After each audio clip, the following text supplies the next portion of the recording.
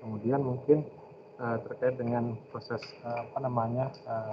ijazah tambahan nanti yang sebagai koordinator itu kan kalau sudah dinilaikan kan mungkin nanti ya bisa dinilai lagi ya, sudah masuk dalam penilaian sebelumnya mungkin dari bayangan kami dari tim JF itu tidak bisa dinilai lagi atau dijobel gitu, karena kalau sudah dinilaikan sekali itu tidak bisa dinilaikan. Nah mungkin nanti di sini ada tim penilai Bu, dari tim penilai, teman-teman tim penilai, teman-teman sekretariat, teman-teman Bapak Ibu Anjak, dan mungkin tadi satu yang masih belum hadir ya, teman-teman dari unit pembina teknis dari teman-teman di Sasdijen KPAI nanti mungkin akan menyusul. Mungkin itu Bu Suatin, Mbak Bu Desi, karena kami tim JF sedang melakukan proses konversi di seluruh JF, memastikan semua JF sudah dikonversikan sampai dengan Desember 2022. Apalagi kalau konversi 2022 itu kan harus menggunakan angka kredit terakhir ya Bu Suatin ya. Nah di kami mungkin periode Oktober sampai 2022 mungkin belum dinilai sepertinya atas. Nanti Bu Desi bisa menjelaskan apakah semuanya sudah dinilai teman-teman Bapak Ibu Anjak sampai periode terakhir nanti di Desember 2022. Mungkin itu Bu dari kami, mungkin tadi mohon maaf Karo tidak bisa hadir karena ada rapat juga, dan tadi sudah lapor kami pagi sudah menghadap terkait dengan kegiatan hari ini dan juga dari kemarin sih.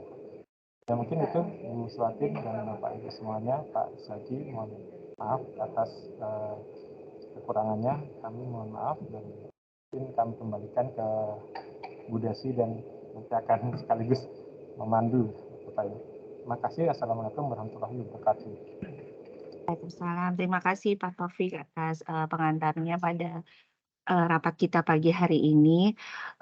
Mungkin kurang lebih tadi kondisinya seperti itu ya Bu, bahwa kita sedang di tahap untuk penyelesaian angka kredit yang sampai dengan Desember 2022 seperti itu Bu. Nah setelah itu baru nanti kita ke integrasi, dan juga nanti ke depannya lagi untuk Anjak ini dengan adanya Permenpan 1 2023 akan seperti apa. Nah mungkin itu sedikit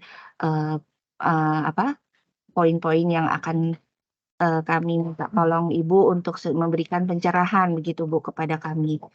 Oke, selanjutnya kepada Ibu Suatin kami persilahkan. Silakan.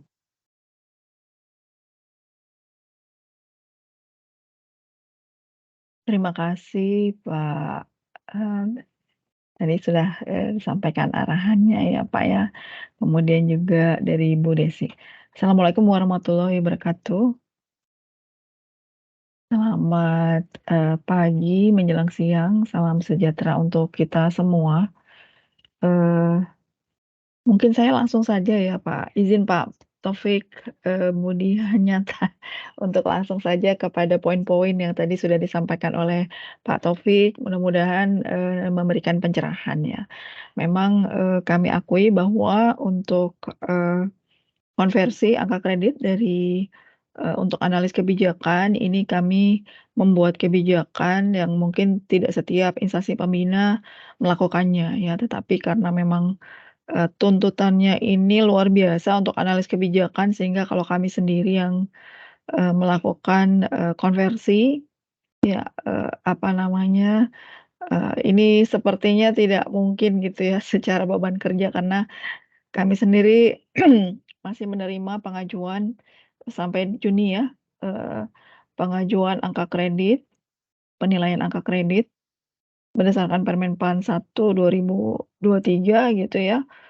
Yang kami buka sampai bulan Juni, ini masih ada ratusan yang tersisa. Jadi, kemudian akhirnya kami membuatkan surat edaran. Jadi mungkin yang pertama izin saya untuk share screen begitu ya. Yang pertama justru mengenai konversi angka kredit ini. Nanti kita di belakang mungkin bisa kita diskusikan apa sih yang nanti akan berbeda dari Permenpan 1 ya setelah. Apakah sudah terlihat bahan paparannya ya? Sudah Bu. Oh ya, baik. izin saya lanjutkan.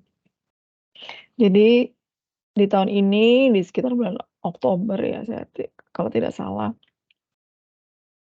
itu kami mengedarkan surat edaran LAN nomor 6 tahun 2023 yang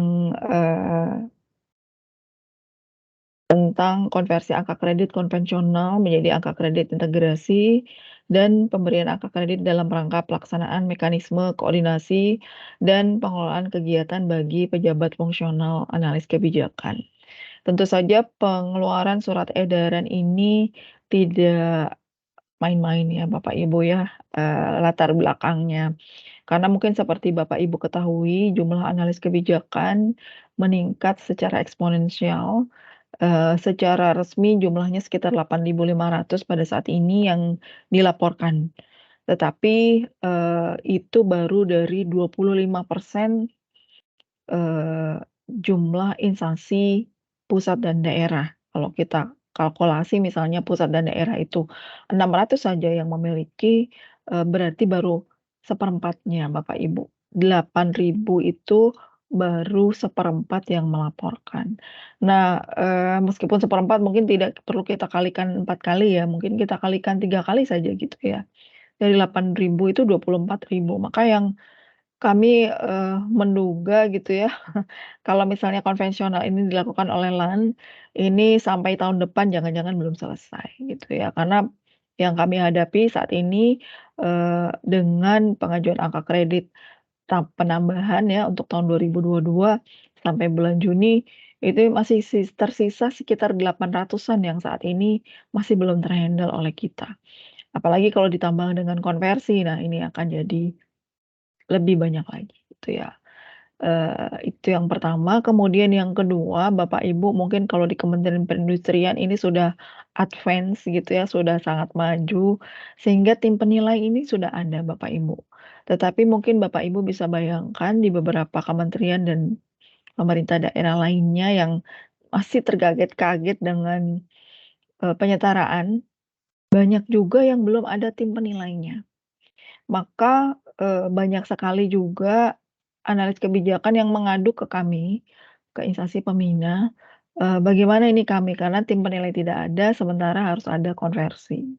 Nah, apakah konversi itu harus ke LAN begitu kan ya?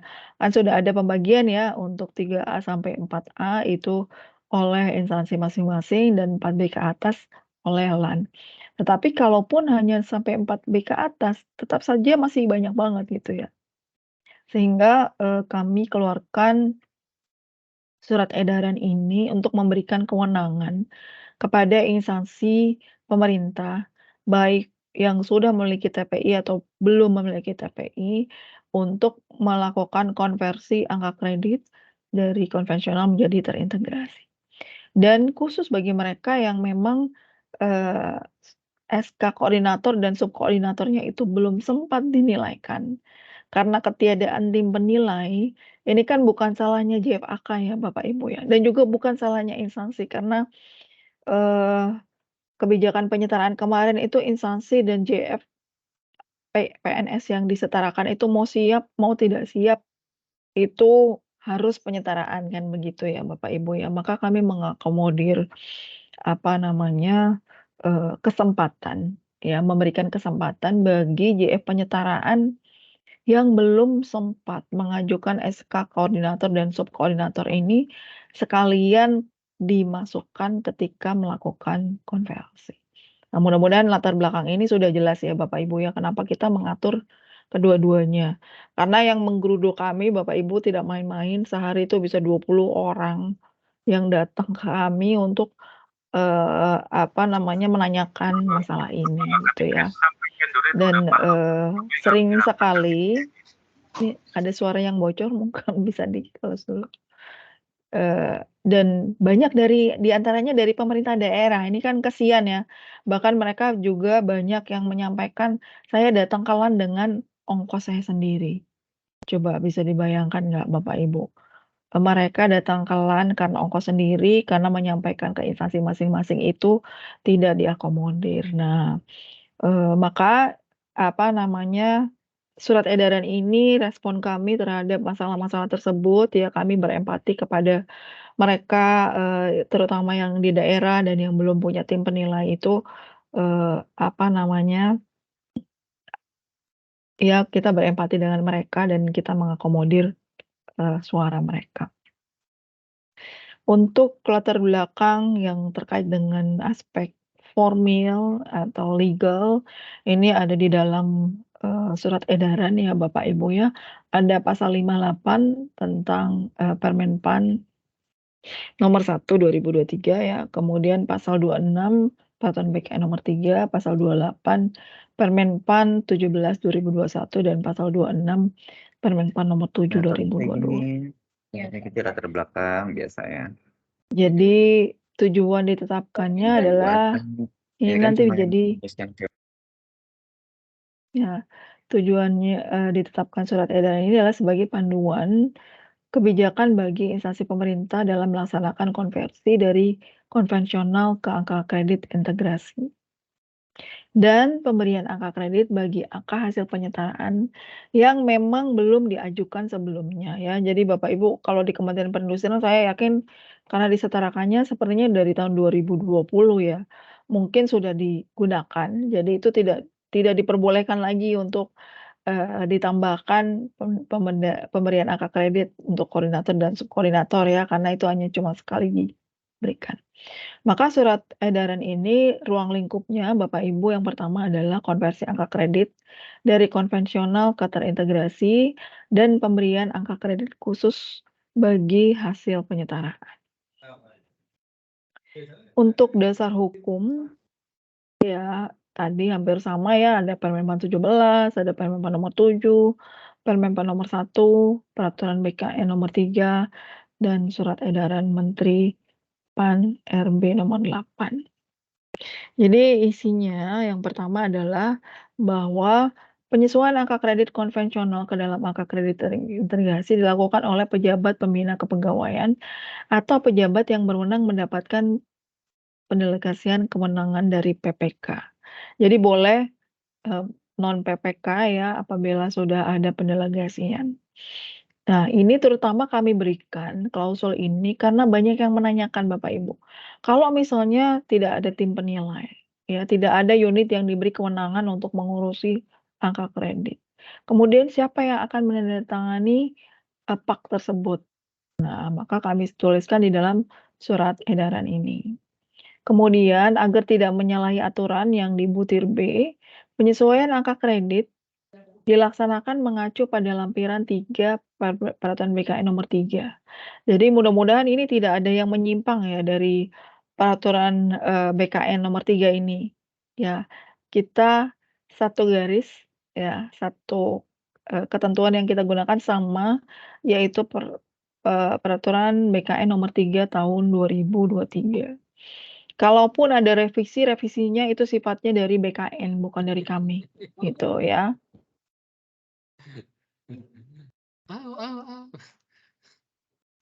Saya langsung izinin aja tanpa perlu.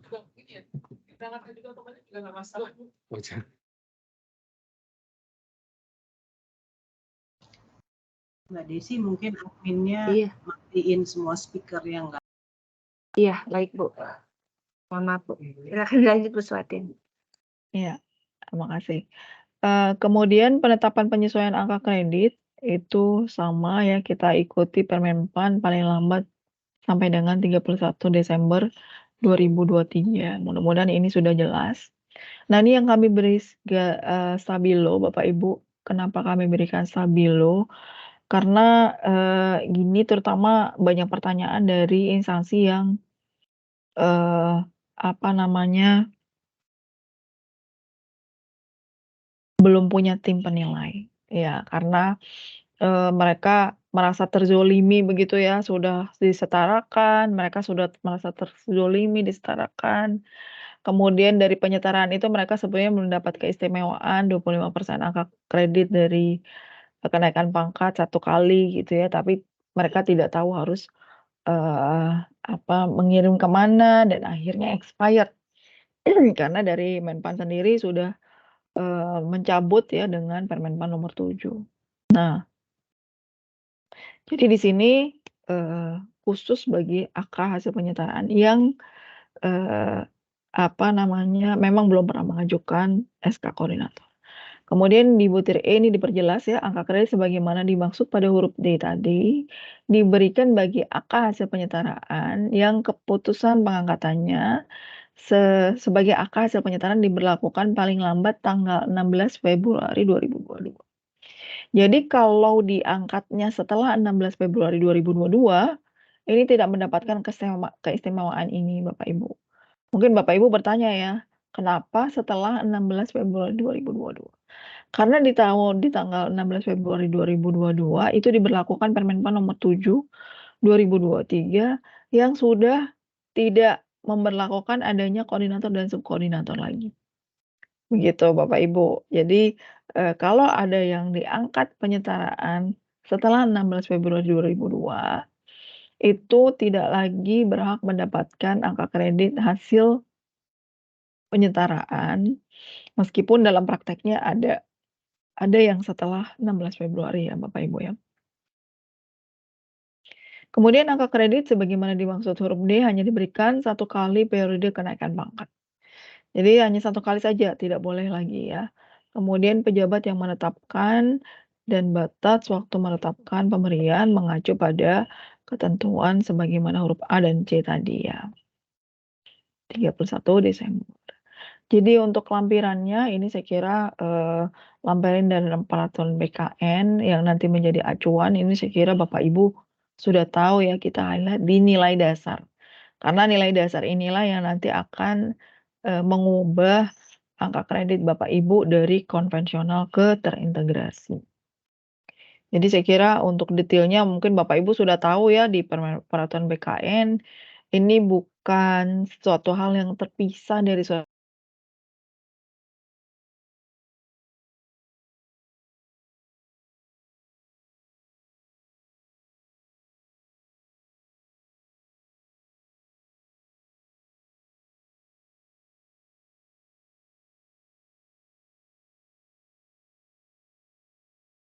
Mohon maaf Bapak Ibu sepertinya, Bu Suwatinya nge-freeze ya ini Teams-nya. Nanti kami hubungi dulu ya ke Bu narasumbernya.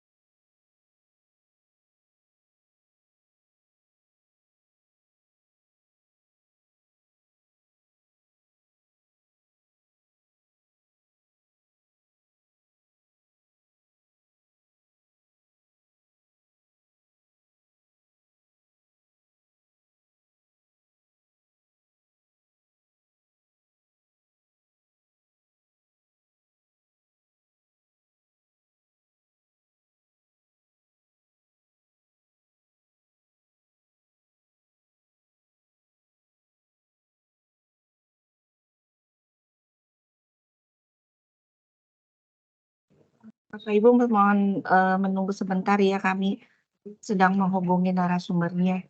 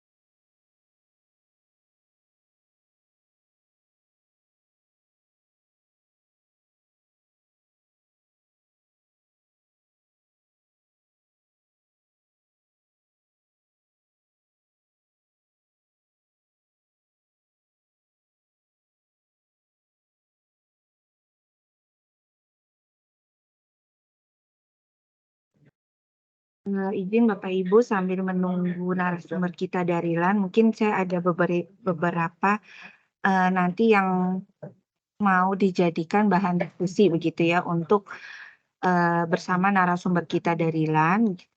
Jadi minta tolong Bu Fani untuk share screen. Oh, sebentar.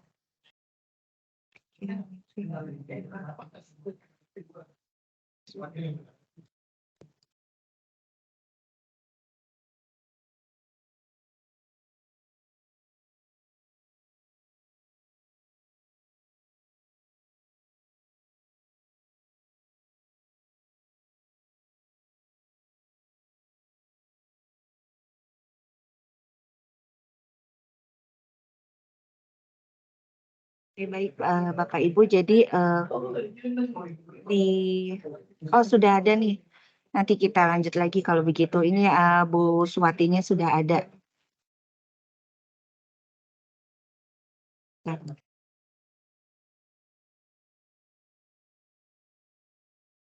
Mohon maaf Bapak Ibu tadi terputus ya? Tadi Iya Bu, terakhir terputus Bu.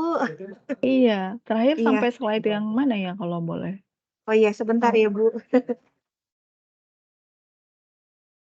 Oke.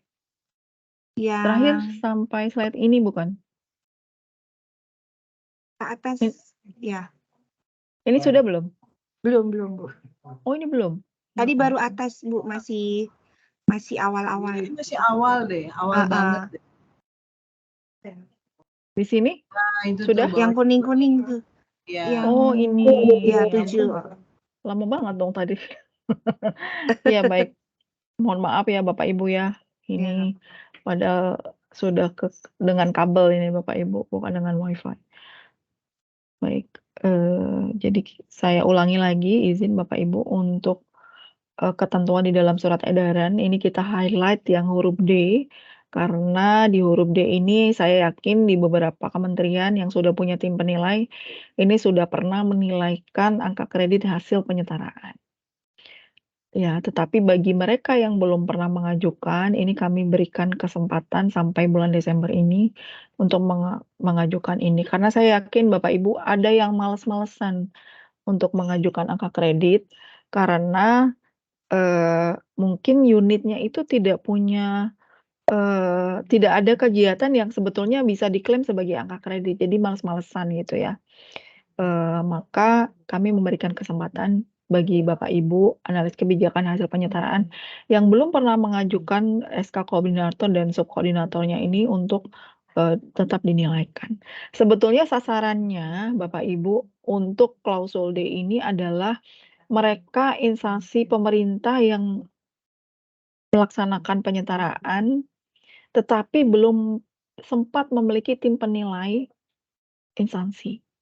Sehingga analis kebijakan hasil penyetaraannya itu terkatung-katung ya, SK-nya mau diajukan ke mana begitu. Ya, kemudian di butir E ini diperjelas angka kredit sebagaimana dimaksud dalam huruf F diberikan bagi angka analis kebijakan hasil penyetaraan yang pengangkatannya itu sebelum 16 Februari 2022. Ya, karena kalau setelah 16 Februari 2022, itu sudah diberlakukan Permen Nomor 7 2022 yang sudah mencabut koordinator dan subkoordinator. Kemudian angka kredit, di huruf D tadi hanya diberikan 1 kali periode kenaikan pangkat, artinya yang sudah pernah mengajukan itu jangan diberikan lagi. Kemudian pejabat yang menetapkan, nah batas waktunya itu diberikan seperti tadi ya, tanggal 31 Desember. Mungkin sampai sini dulu ada pertanyaan Bapak Ibu, karena kita sudah masuk ke peraturan BKN nomor 3 ini selanjutnya. Silakan Bu Desi mungkin kalau ada yang mau bertanya. Sedikit informasi saja Bu, bahwa untuk yang hasil penyetaraan kita sudah lakukan penilaian angka kredit itu sampai Oktober 2022. Itu sudah dilakukan Udah penilaian. dibersihin ya? Sudah. Nah, sekarang tinggal finalnya aja sih, tinggal tahap Konversinya akhir, aja. cuma Oke. mungkin nanti, kita bisa lanjut nanti pertanyaannya mungkin setelah penjelasan Ibu slide berikutnya begitu, Bu. Ini Baik. sekedar informasi saja bahwa untuk penyetaraan kita sudah selesai pada waktu sampai dengan Oktober 2022 sudah dilakukan penilaian, seperti itu, Bu. Baik, Mbak Desi.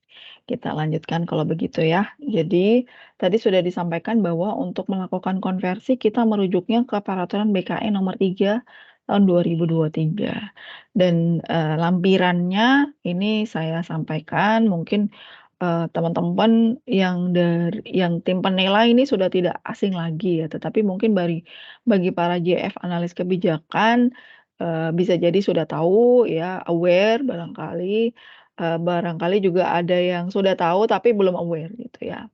Jadi untuk angka kredit, nanti yang terintegrasi, semua angka kredit yang Bapak Ibu miliki akan dikurangi dengan nilai dasar. Dan nilai dasar ini pengurangannya anggap aja itu disembunyikan gitu ya, nilai dasar ini adalah nilai yang disembunyikan. Jadi tidak mengurangi, angka kredit Bapak Ibu sebetulnya, karena pangkat dan jenjang Bapak Ibu toh tetap sama. Misalnya Bapak Ibu saat ini di ahli pertama dengan angka kredit 150 ya. Untuk ahli pertama ini nilai dasarnya adalah 100. Jadi Bapak Ibu berapapun angka kreditnya di ahli pertama nanti akan dikurangi dengan angka 100. Hasilnya misalnya Bapak Ibu punya angka kredit 150 berarti nanti ketika Bapak Ibu sudah megang faktor integrasi itu tinggal 50 Bapak Ibu. Demikian juga yang ahli muda ya Bapak Ibu ya, pengurangannya adalah nilai dasarnya 200, untuk ahli madya 400 dan ahli utama pengurangannya 850.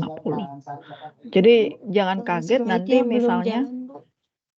Maaf, Bu, slide-nya belum bergerak. slide-nya belum bergerak. Iya. Nah iya, baik Bu, kasih. Oh baik. Jadi kayaknya kalau saya slideshow dia ini stagnan nih, dia nggak mau gerak. Jadi saya nggak pakai slideshow ya, izin.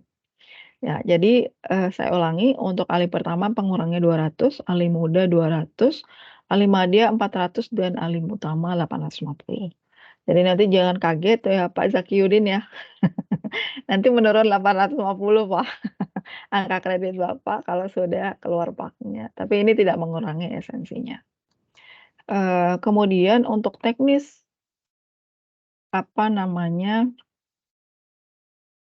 penghitungan dari konversi dari konvensional ke terintegrasi, kita masih tetap menggunakan peraturan BKN ini. Dan, di sini semuanya kita gunakan itu ya Bapak Ibu ya, konversinya dan kita ketahui bersama dari peraturan BKN itu ada 5 kasus. 5 kasus, penetapan dari konvensional ke terintegrasi dan kasusnya ini sesuai dengan, karakteristik pangkat, jabatan, dan lama pangkat dan lama jabatannya ya Bapak Ibu ya. Jadi, mungkin saya tidak secara detail menyampaikan ini, kecuali nanti, Bapak Ibu ada yang menanyakan. Yang jelas, ketika Bapak Ibu nanti, mengkonversi dari konvensional ke terintegrasi, itu ada yang perlu dianalisis ya. Hasilnya untuk angka kredit yang saat ini berapa, kekurangannya untuk naik pangkat berapa, dan kelebihannya berapa. Dan itu semua untuk kenaikan pangkat, peraturannya masih sama. Pasca dan, Permenpan 1 sama ya untuk kenaikan pangkat yang pertama adalah aturannya mencapai angka kredit yang dipersyaratkan, memiliki masa kerja 2 tahun dengan nilai prestasi yang paling rendah baik dalam 2 tahun terakhir. Kemudian untuk naik jenjang itu sama ya, angka kredit yang dipersyaratkan itu terpenuhi dan, di sini ada perbedaan, masa kerjanya 1 tahun dalam jabatan. Ya kalau tadi kalau naik pangkat 2 tahun dalam pangkat, kalau di jenjang 2 tahun dalam jenjang yang saat ini. Kemudian nilai prestasi kerjanya paling baik 2 tahun terakhir dan ada formasi. Ya, serta lulus uji kompetensi. Kemudian, nah tadi ini yang krusial ya, apa yang harus dilakukan tadi sudah sempat disampaikan oleh Pak Taufik gitu ya. Bagaimana yang tidak mengajukan. Jadi sebetulnya, konversi dari Dupak, konvensional ke terintegrasi itu tanggung jawab baik analis kebijakannya maupun instansinya. Iya. Jadi nanti mohon ini nanti mekanismenya seperti apa di Kementerian Perindustrian bisa menentukan ya Bu Desi ya. Apakah nanti setiap JFAK harus mengusulkan dilakukan konversi atau dari, tim penilainya ini mengambil data seluruh analis kebijakan yang ada di kepegawaian, yang belum sempat mengajukan Dupak ya sampai 2022 ya santai-santai aja gitu.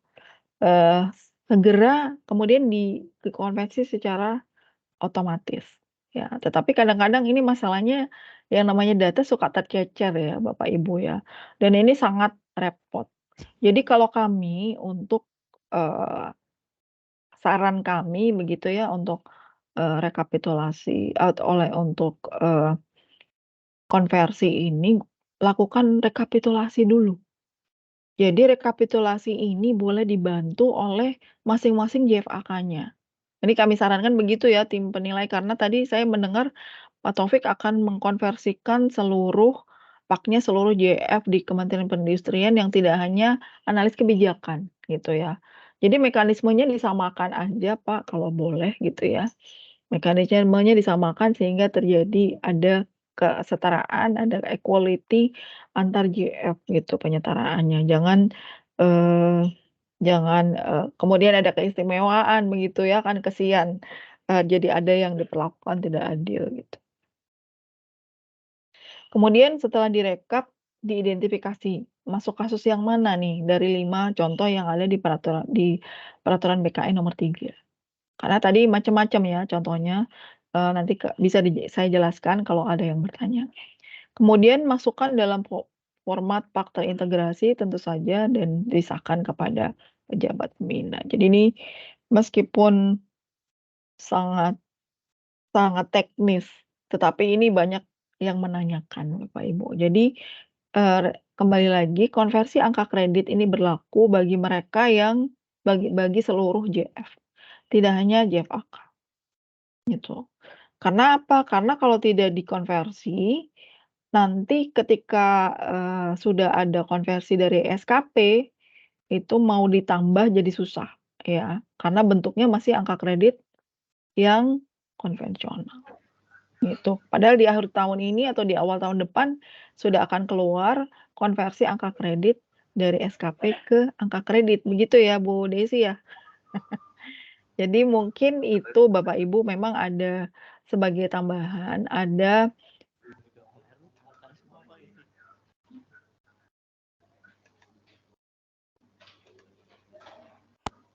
Sepertinya nge-freeze lagi ya Bu Suwatin.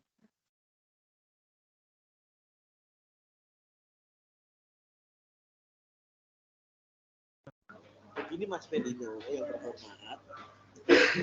Kayaknya mesti ditelepon kayaknya Mbak Desi.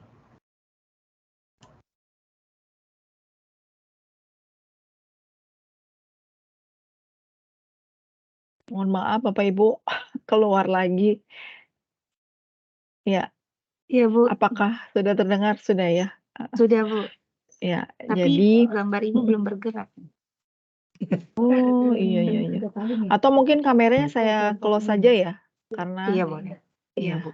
karena takutnya berat di video gitu. Silakan Bu, Jadi lanjutkan. ya baik. Mungkin untuk bahan paparan sudah habis, jadi mungkin, kalau boleh, saya persilakan saja untuk diskusi ya sebelum saya menyampaikan apa sih perbedaannya, sebelum dan sesudah Permenpan 1 untuk pembinaan dari kami. Jadi, sementara itu ya Bapak Ibu ya, jadi tadi mungkin saya ulang sedikit takutnya tadi, terhapus begitu ya. Untuk konversi angka kredit dari konvensional ke terintegrasi itu berlaku bagi semua JF, tidak hanya JFAK. Perlakuannya seperti apa, harap saya harap bisa disamakan dengan JF lainnya, sehingga tidak ada istilahnya, keistimewaan ya bagi, JF-JF tertentu, sehingga nanti menimbulkan ada rasa ketidakadilan gitu. Mungkin itu yang, juga esensial dalam proses konversi ini. Monggo Bu Desi, kemudian Pak Zakiuddin, Bu Gati, Mas Winardi kalau ada pertanyaan, dan Bapak Ibu semua. Monggo. Baik. Terima kasih Bu atas pemaparan dari surat edaran ini yang baru ya dari LAN. Jujur kami belum terima ini, jadi Oh, baru sama-sama menyimak nih di sini. Tapi kemarin saya juga sempat menyimak dari YouTube yang kompak itu ya Bu ya. Nah di situ nanti saya akan menjadi beberapa pertanyaan gitu, Bang. Mungkin izin Bu Gati dan Pak Zaki, saya mau bertanya terlebih dahulu. Saya dulu nih Bu yang bertanya, mohon maaf. boleh silakan. Bu Fani tolong di share screen yang surat itu surat dari LAN. Jadi awal-awalnya kita sebenarnya masih mau meminta penjelasan dari yang surat ini Bu, dari LAN yang tanggal yang Mei 2023 gitu ya. Di situ kami masih banyak yang belum paham. Jadi mungkin dari situ minta tolong ada penjelasan gitu ya dari Bu Swatin mengenai poin-poin yang ada di surat tersebut. Itu pertanyaan Yang pertama. mana ya, kalau Iya, boleh nanti tahu? di share screen sama Oh iya rekan boleh. saya. Nah, yang kedua ini ketika kita dari konvensional ke integrasi, kalau saya menyimak itu adalah, mohon koreksi ya Bu, dari hasil PAK terakhir dikonversi ke integrasi. Nah, sekarang adalah PR kita masih ada penilaian yang dari Oktober sampai Desember 2022 ini belum dinilai, begitu ya Bu? Sehingga dari Oktober sampai Desember 2022 ini, apakah kita menggunakan penilaian seperti yang konvensional, setelah itu baru dirubah ke integrasi, atau kita sudah menggunakan poin-poin penilaian yang ada di Perkas 11 tahun 2022. Jadi kalau di Perkas 11 2022 ada satu yang menjadi ganjalan begitu ya. Kalau di Perka 11 itu bahwa untuk contoh penghargaan gitu ya, itu masuknya ke penunjang gitu. Sedangkan di poin penilaian Permenpan 45 yang Permenpan Anjak yang konvensional, untuk penghargaan itu masuknya ke pengembangan profesi. Nah, seperti itu Bu, poin-poin yang berbeda yang masih menimbulkan tanda tanya. Itu pertanyaan dari saya. Nah, mungkin jadi dari kita sudah lakukan ya Bu, kalau saya bisa sebutkan kronologisnya bahwa kita sudah melakukan penilaian sampai dengan Oktober 2022. Nah, sekarang dari Oktober sampai dengan Desember 2022 yang masih menjadi pertanyaan dari kami, apakah penilaiannya itu seperti Perkas 11 2022 atau tetap konvensional tapi hasil akhirnya diintegrasi gitu, Bu. Itu baru 2 pertanyaan dari saya terlebih dahulu, Bu. Nah, ini suratnya Bu, kalau dilihat waktu itu kan dari LAN membalas surat usulan kami yang atas nama Pak Arnes dan Pak Zaki ya. Waktu itu kita ngirim yang sampai Oktober 2022. Nah, ini ada balasan dari LAN. Nah, ini mungkin poin-poin di sini yang kita jadi bingung nih Bu. Mohon maaf, apakah kita menggunakan prinsip-prinsip penilaian seperti ini atau seperti yang di Permenpan 45, begitu Bu Swatin. Ya, baik. Silakan Bu. Iya. Terima kasih Bu Desi. Ini kebingungan Bu Desi juga Iya. sebetulnya awalnya kita juga bingung Bu Desi. Jadi sebetulnya sebelum ada surat edaran kita yang terkait dengan Permenpan 1, sebelumnya sudah ada beberapa surat edaran yang terkait dengan Permenpan 13 2019 Bu Desi. yang di situ kita sudah memberlakukan tadi perubahan beberapa unsur ya. Misalnya seminar itu dulunya masuk penunjang di Permenpan 45. Ya, dengan Permenpan 13 itu sudah masuk ke pengembangan profesi. Itu, Bu. Dan itu kan kita jadi rumit ya, kalau mana nih yang masuk ini. Jadi gini aja, kalau menurut saya ya simpelnya meskipun itu tidak tertulis di sini. Ketika Bu Desi menilai ya, gunakan angka kredit yang paling banyak. Entah dari kecuali untuk ijazah ya, ijazah itu 25% angka kredit. Jadi bukan seperti di Permenpan 45. Jadi di tahun 2019 kami sudah mengeluarkan surat edaran yang kita mengakomodir Permenpan 13 di mana untuk penghitungan ijazah itu sudah menggunakan Permenpan 13 yang dinilai hanya 25% dari kebutuhan kenaikan pangkat. Jadi itu sudah seperti itu. Nah, untuk yang lainnya kalau kita ikutin Permenpan 13 itu banyak menguntungkannya. Karena banyak angka kredit yang naik kelas ya, banyak produk yang naik kelas. Misalnya apa, seminar itu tadinya dinilai 1 dan dipenunjang. Tapi dengan Permenpan 13 itu masuk pengembangan profesi dan nilainya 3 Bapak Ibu. Jadi banyak banget ya, jadi dari pengembangan profesi Bapak Ibu bisa panen angka kredit. Nah, ini silakan Bapak Ibu kalkulasi. Setelah dikalkulasi, mungkin Bapak Ibu juga sudah membaca peraturan BKN nomor 3 ya. Jadi ketika diintegrasi itu semua nilai kumulatif diutamakan ke tugas jabatan dulu ya Bapak Ibu ya. Jadi saran saya memang nilaikan secara konvensional terlebih dahulu, setelah itu kumulatifnya dikonversi ke terintegrasi. Jadi misalnya terserah tuh mau pengembangan profesinya ada 100, mau ada berapa puluh ya, dikonversikan saja dulu. Tapi batas angka kreditnya dikenakan terlebih dahulu ya Bu Desi ya. Karena ada ya batas-batas angka kredit untuk penunjang itu 20% tetap dipegangin. Jangan sampai lebih dari 20%. Untuk pengembangan profesi dan tugas utama memang tidak ada pembatasan maksimumnya. Jadi mau berapapun itu dimasukkan di kumulatif nanti. Itu hanya penunjang saja yang dibatasi 20%. Tetapi ketika unsur penunjang, unsur utama, dan pengembangan profesi itu digabungkan, ada batas angka kredit maksimum per tahun. Nah, itu juga digunakan Bu Desi, Bapak Ibu semua.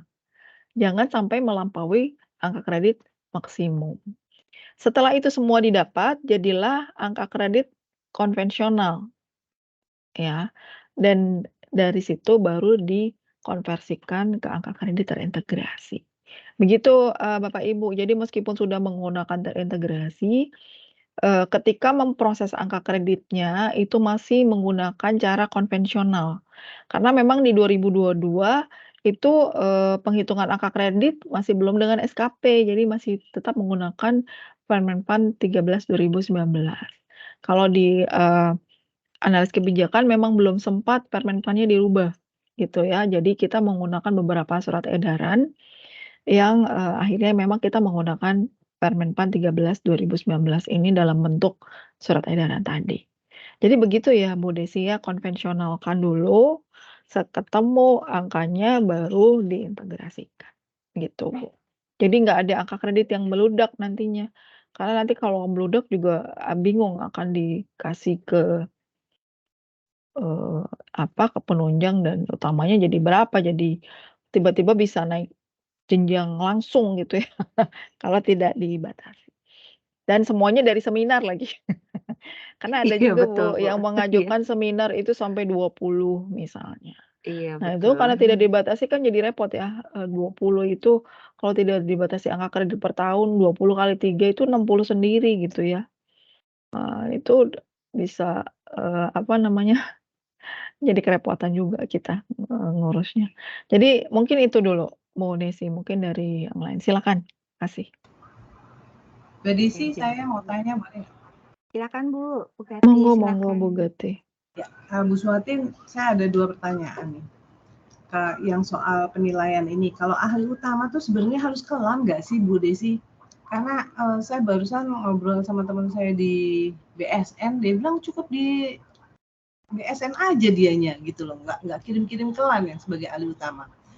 Kemudian yang kedua, Bu Suatin, ini hubungannya gimana ya Bu Suatin ya? Penilaian konversi angka kredit ini dengan SKP Bu Suatin. Nah, itu sih yang mau saya tanyain.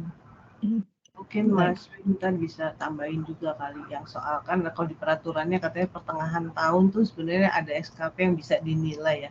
Jadi kemarin sih sebenarnya teman-teman yang mau bisa naik untuk Oktober tuh kesian juga tuh Mbak Desi ketinggalan tuh. Makasih Bu Suatin. Ya, sama-sama. Mungkin ada yang tadi mau menambahkan untuk pertanyaannya Bu Gati? Tidak ada ya? Baik Bu Gati, terima kasih atas pertanyaannya. Untuk ahli utama dalam rangka konversi ini tidak perlu kela nih Bu. Jadi nanti biar dari Kementerian Perindustrian ya, karena kan tidak ada proses penilaian di sana. Bahkan yang belum ada tim penilainya pun kita berikan keleluasaan untuk dilakukan oleh instansi masing-masing. Karena memang tidak ada proses penilaian di sini. Hanya mengkonversikan dari yang sudah ada kemudian ke terintegrasi. Jadi BIMTEK penilaian angka kredit pun tidak diperlukan ya. Karena tidak ada proses penilaian di sana. Yang berat itu kan tim penilai ketika menilai ya Bu Desi ya, mulai itu pusing banget tuh biasanya. Jadi di situ karena tidak ada proses penilaian, maka untuk konversi itu kami berikan kewenangan setiap institusi untuk melakukannya. Nah, itu ya, itu pertanyaan nomor 1 dari Bu Desi. Kemudian hubungannya apa dengan SKP? SKP itu berkaitan dengan penghitungan angka kredit pra ya, sebelum Permenpan 1, itu ketika dia akan naik pangkat atau naik jenjang. Kita lihatnya sebagai persyaratan saja, Bu Gati. Jadi sebagai contoh ya, Bu, ya, ada seseorang yang angka kreditnya sudah mencukupi untuk naik pangkat. Tetapi ketika kita lihat SKP-nya, ada penilaian yang bukan sekedar cukup ya, tapi kurang. Nah, ini kan ada indikasi bahwa yang bersangkutan ini memiliki perilaku yang kurang ya terhadap kinerja organisasi. Maka ini jadi pertimbangan ya, karena dari 2 tahun itu 1 tahunnya kurang nilainya. Kita tunggu sampai tahun berikutnya, SKP-nya itu sampai dua-duanya nilainya baik. Biasanya kalau ada kurang itu kan berarti juga dia menerima hukuman ya, Bu, ya. Nah itu, kami berkoordinasi dengan instansi, unit SDM-nya, bahwa memang kalau ada catatan ini, kami kembalikan kepada instansi, pengguna gitu ya, kapan ini, masa hukumannya akan berakhir, gitu. Sampai kalau ada SKP yang kurang, biasanya SKP yang kurang itu identik juga ada konsekuensi hukuman bagi, JF-nya. Dan itu pernah terjadi Bu Gati. Jadi kami, waktu itu ada yang ingin naik pangkat, naik jenjang bahkan, tapi kami temukan SKP-nya ada yang kurang nilainya gitu ya, bukan cukup, kurang. Akhirnya kami koordinasi dengan unit SDM-nya, eee, apa namanya, kami informasikan bahwa secara angka kredit bisa naik pangkat, tetapi dari SKP ini masih ada catatan, jadi kami belum bisa merekomendasikan. Tunggu sampai 2 tahun, SKP-nya minimal 2 tahun terakhir baik. Nah, kalau di tahun selanjutnya dia nilainya masih kurang, nah ini bisa jadi ganjalan ini. Nah, itu hubungannya antara angka kredit dengan SKP, gunanya ketika naik pangkat, untuk yang sebelum Permenpan 1 2023. Yang setelah Permenpan 1 2023, untuk penggunaan angka kredit itu masih boleh dilakukan sampai 2022, sampai Desember 2022. Jadi SKP itu mulai digunakannya itu dari 1 Januari 2023 ini sampai Desember 2023.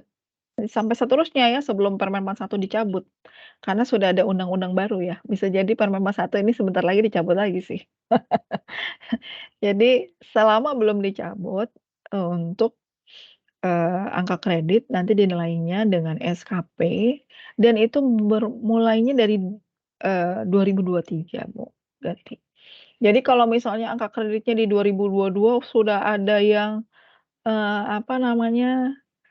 tinggal dikit lagi gitu ya, boleh, dikitnya itu ditambah dengan SKP beberapa bulan ya. Jadi memang penilaian SKP dengan Permenpan 1 ini fleksibel. Jadi mulai Januari misalnya sampai, eee, tengah tahun ya, sampai bulan Juni, kekurangan angka kredit untuk naik pangkat itu sudah tertutupi. Boleh penilaiannya dari Januari sampai Juni aja. Kemudian diajukan ke tim penilai gitu ya, untuk dikonversikan SKP-nya. Memang harus ada advokasi juga dari masing-masing JF, Bugatti, karena yang namanya pimpinan itu kan ya tidak mungkin hafal gitu ya, angka kreditnya orang per orang sampai mana. Jadi dari inisiatif dari, eee, masing-masing JF untuk mengajukan kepada pimpinannya, untuk dinilaikan tidak di akhir tahun, saya kira itu juga perlu. Dan di dalam Permenpan 1 dan Permenpan 7, itu dialog antara, eee, atasan dan bawahan dan diperkuat lagi juga dengan undang-undang yang baru ya, dialog antara atasan bawahan itu sifatnya intensif ya Bapak Ibu ya. Maka, setiap kebutuhan analis kebijakan dikomunikasikan juga kepada pimpinannya. Asalkan itu relevan saya kira tidak jadi masalah, Bu Gati. Jadi mudah-mudahan menjawab pertanyaan Ibu ya. Tapi kalau ada pertanyaan lagi monggo. Oke, Bu Suwati nambah lagi dikit ya. Kalau konversi kan memang tidak harus kelan ya ahli utama ya. Kalau penilaiannya sendiri harus kelan nggak sih Bu? Oh iya. Harusnya harus kelan ya? Izin Bu Gati, kalau dengan Dupak yang saat ini ya, Dupak dengan Permenpan 1 2023, itu dengan pimpinan langsung seterusnya Bu, tidak ada yang ke instansi pembina. Oh gitu. Betul. Kalau dulu dengan, Dupak, itu ke instansi pembina memang dari 4B sampai 4E. Tapi dengan Permenpan 1 semua kepada pimpinan langsung, gitu Bu Gati. Oke, iya. Makasih Bu Suwati. Sama-sama Bu Gati. Izin Bu Suwatin, Iya, monggo Pak. Silakan Pak Winardi ya. Ya, menyambung pertanyaan Bu Gati tadi, terkait SKP Bu, peran tim penilai instansi setelah berlakunya penilaian berbasis SKP, apakah masih ada Bu peran TPI di masing-masing instansi? Iya. Ini banyak juga yang menanyakan nih, ada yang senang, ada yang sedih gitu ya. Tim penilai sudah tidak berperan lagi gitu. Jadi kalau menurut saya sih gini Bapak Ibu, untuk analis kebijakan ini kan tugasnya, strategik ya Bapak Ibu ya. Dia perlu diskusi, dia perlu sharing informasi, sharing data. Kalau ada unit pembina yang bisa, menyatukan, yang bisa mengkoordinasikan kegiatannya analis kebijakan, terutama dalam hal sharing opinion, sharing informasi gitu ya, saya kira itu lebih bagus. Jadi unit pembina, tim penilai bukan dibubarkan tetapi dialihfungsikan sebagai unit pembina. Itu juga akan berguna bagi Bapak Ibu ketika ada update informasi ya, dari informasi pembinaan misalnya, bisa seragam gitu ya informasinya, tidak dari mulut A ke mulut B, kemudian, bisa terjadi distorsi informasi yang kemudian jadi ricuh gitu. Jadi, mungkin untuk tim penilai ya, untuk lebih jelasnya, penilaian angka kredit saat ini sudah dengan atasan langsung. Dan untuk lembar konversinya pun sangat sederhana ya, ada di dalam, peraturan BKN nomor 3, itu mudah sekali. Jadi nanti begitu SKP-nya dapat nilai predikat baik, ya langsung aja 100% gitu dari, angka kredit tahunan. Nah, itu kemudian tinggal ditandatangani oleh atasan langsung, jadilah dia angka kredit. Nah kemudian peran unit pembina seperti apa? Nah ini mungkin terkait dengan, slide saya selanjutnya ya, mungkin bisa saya share screen lagi, mudah-mudahan tidak hang. Jadi Bapak Ibu, ini yang nanti akan berubah ya. Di sini, perbedaan mendasarnya ya ketika, untuk karir JF ya, untuk pasca Permenpan 1, kita fokus ke pasca Permenpan 1 aja ya. Untuk kenaikan pangkat, itu kan ada ketentuan jumlah angka kredit, tertentu ya yang harus dicapai. Kemudian 2 tahun di dalam pangkat dan SKP 2 tahun baik. Nah ini, apa namanya, ini masih berlaku ya dengan pasca Permenpan 1 2023. Hanya saja perbedaannya SKP-nya itu angka kreditnya diperoleh dari SKP. SKP itu yang menilai pimpinan langsung, bukan tim penilai. Tetapi SKP ini penilaian oleh pimpinan langsung itu bisa terdiri dari output dari JF terhadap unit organisasi atau output-nya JF yang terkait dengan tugas JF-nya. Karena tugas JF ini kemudian, mencakup tugas JF maupun tugas unit organisasi. Jadi mungkin kita harus paham bahwa yang namanya SKP itu diturunkan dari tugasnya unit organisasi dan, apa namanya, perjanjian kinerja ya dari pimpinan kita kepada pimpinan yang lebih tinggi. Kemudian diterjemahkan ke dalam, tugas-tugas individual di dalam SKP individual.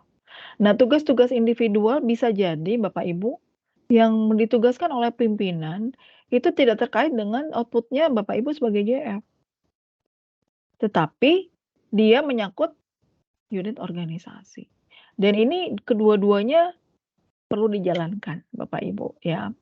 Dan ini tidak akan merugikan Bapak Ibu karena apa? Karena penilaian oleh atasan langsung ini mencakup 2 produk ini. Nah, ini tidak masalah ya Bapak Ibu ya, karena bisa jadi ini yang jadi masalah memang nanti ada pertanyaan nih, kalau misalnya semua di dalam SKP itu nggak ada yang nyangkut dengan JF gimana gitu. Nah, ini memang jadi masalah. Tapi bukan dalam rangka kenaikan pangkat, karena kenaikan pangkat ini tidak ada, intervensi dari unit pembina, dari instansi pembina maksud saya, dari LAN. Kalau untuk JF analis kebijakan. Ya. Itu yang untuk kenaikan pangkat. Kemudian karir JF yang kedua yaitu kenaikan jenjang.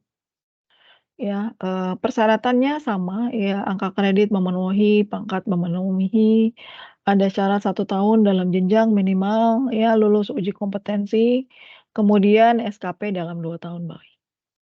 Nah, selain itu harus ada formasi tentu saja dan lulus uji kompetensinya ya. Nah, apa kemudian kalau di sini SKP itu yang dinilai adalah output JF dan output organisasi, kalau di kenaikan jenjang ketika uji kompetensi, yang kita lihat adalah output JF-nya. Dan output JF Bapak Ibu, mungkin Bapak Ibu bisa mengklaim, "Saya bikin naskah akademik 10," misalnya. Kemudian, kita tentu akan lihat ya standar kualitas hasil kerjanya seperti apa. Bapak Ibu mengerjakannya di bagian mana? Naskah akademiknya udah benar atau belum mengikuti kaidah yang ada. Nah, ini yang akan dilihat Bapak Ibu. Jadi, Bapak Ibu untuk unit pembina pun saya harap begitu ya, bisa mengantarkan JF, analis kebijakan itu bisa memenuhi standar kualitas hasil kerja. Saat ini standar kualitas hasil kerja sudah ada di Perlan, tetapi masalahnya itu ujungnya angka kredit ya, Bapak Ibu. Nah, ini yang nanti perlu kami ubah, memang standar kualitas hasil kerja saat ini yang relevan dengan Permenpan 1 itu belum ada. Jadi nanti akan kita perbaiki sesuai dengan, rezim peraturan yang berlaku gitu ya Bapak Ibu ya. Karena peraturan yang berlaku ini sungguh dinamis, jadi, kita akan lakukan penyesuaian. Semua peraturan akan kita sesuaikan, tapi tentu saja yang perlu kita sesuaikan terlebih dahulu yaitu Permenpan tentang analis kebijakan dulu ya, yang saat ini sudah, minggu ini harapannya sudah bisa masuk kita daftarkan di Menpan. Jadi kita tunggu Permenpannya dulu, kemudian perlannya, turunannya akan mengikuti.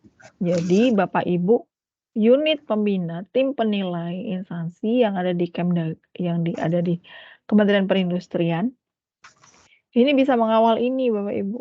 Standar kualitas hasil kerja untuk analis kebijakan apa aja sih? Untuk misalnya naik jenjang ke Alimadya, itu perlu produk yang mana saja? Dan kualitasnya seperti apa gitu ya yang diperlukan. Saya kira ini yang perlu dikawal oleh rekan-rekan tim penilai. Kalaupun tidak ada gimana? Misalnya tim penilai kan nggak ada kegiatan aktivitas rutinnya gitu ya. Kalau dibubarkan aja gimana? Ya monggo. Ini himbauan saja. Tidak ada aturan bahwa di setiap instansi itu ada unit pembinanya saat ini. Karena memang penilaian Dupak itu sudah tidak ada lagi. Tetapi masalahnya yang ini bisa jadi tidak terkelola. Karena sementara ini pimpinan langsung ini tidak akan mengawal output di dalam organisasinya harus sesuai dengan JF-nya. Nah, ini unit pembina bisa menjembatani ini. Jadi sementara dari sosialisasi Permenpan nomor 7 2023, kenapa dibuat seperti itu, Bapak Ibu rekan-rekan semua, di Permenpan 7 itu sistem pemerintahan yang 2 layer ya, dengan penyederhanaan struktur yang sederhana gitu ya. Jadi di dalam struktur yang sederhana itu membolehkan Bapak Ibu untuk mengerjakan unit-unit yang di luar satker Bapak Ibu, yang terkait dengan JF Bapak Ibu. Sehingga di dalam SKP ya, kalau yang dari turunan unit organisasi, itu kan masuknya ke tugas utama ya Bapak Ibu ya. Sementara yang di luar unit organisasi, itu masuknya ke unsur kinerja tambahan. Tetapi bisa jadi ketika Bapak Ibu mengajukan uji kompetensi, justru output tambahan dari SKP itu, output kinerja tambahan dari SKP, justru yang jadi outputnya JF. Gitu Bapak Ibu. Nah, instansi unit pembina ini kami harapkan bisa menjembatani. Unit mana sih yang output JF-nya banyak? JF mana sih yang masih kurang di tugas sehari-harinya masih kurang untuk tugas-tugas JF. Nah, ini bisa jadi penyebatan. Selain memang harapannya dari JF-nya sendiri bisa proaktif ya, untuk mengajukan diri membantu gitu unit lain yang memang tugas-tugasnya itu terkait dengan JF kita. Jadi mungkin ini bisa jadi pengalih tugasan ya TPI gitu. Tapi itu opsional ya Bapak Ibu ya. Kalau kami selama ini juga waktu kami terlalu habis gitu ya untuk TPI, dan saat ini kalau boleh dibubarkan saja. Nah, itu boleh juga. Tetapi bukan berarti sebetulnya tidak memerlukan sama sekali ya unit pembina. Sebetulnya kami harapkan ada unit pembina sebagai penjembatan ini. Karena harapannya tadi ya, atau misalnya sudah ada Mandiri, di sini sudah ada Bugatti, sudah ada Pazaki gitu ya, bisa mengkoordinasi rekan-rekan JFAK sehingga tadi ya, penjembatan antara kinerja JF dengan output JF ya, output JF dengan ke-JF-annya gitu, itu masih bisa sinkron. Nah, itu saya kira nggak masalah juga gitu ya. Tapi alangkah baiknya itu ada. Dan fungsi mentoring ya, coaching itu kalau dengan adanya unit pembina itu kan bisa jalan ya. Tetapi kalau tidak ada, harapannya dari Bapak Ibu yang dari ahli utama ini Pak Gati dan Pak Zaki, juga Mas Winardi nih sebagai teladan analis kebijakan yang muda nih di Kementerian Perindustrian, mudah-mudahan bisa menjembatani itu. Jadi mungkin itu jawaban saya Mas Winardi. Bu Gati dan Bapak Ibu semua. Terima kasih. Terima kasih Bu Suatin. Oke, Pak Zaki ya mau bertanya, silakan Pak Zaki.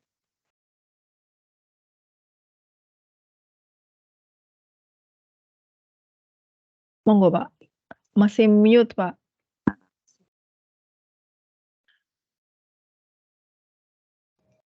Ya, terima kasih Bu Desi. Bu Suatin, saya mungkin ada sedikit pertanyaan Bu yang terkait penjelasan Bu Suatin barusan. Jadi artinya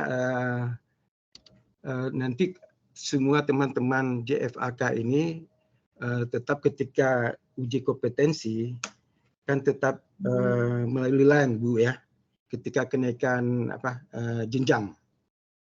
Nah, pertanyaan saya adalah bagaimana dengan bentuk-bentuk seperti cara pelaporan butir kegiatan seperti misalnya policy brief dan segala macam. Apakah skill itu perlu di-maintain nggak Bu? Agar warna JFAK itu tetap dipelihara dan untuk keperluan mereka juga nanti kira-kira ketika uji kompetensi dalam rangka kenaikan jabatan, apakah pengetahuan-pengetahuan itu masih perlu dipunyai gitu. Nah kemudian pertanyaan yang kedua tadi memang masalah peran dari tim TPI.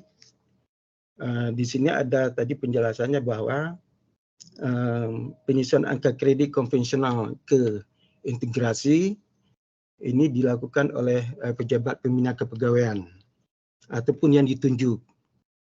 Nah, kira-kira yang ditunjuk ini seperti apa Bu ya?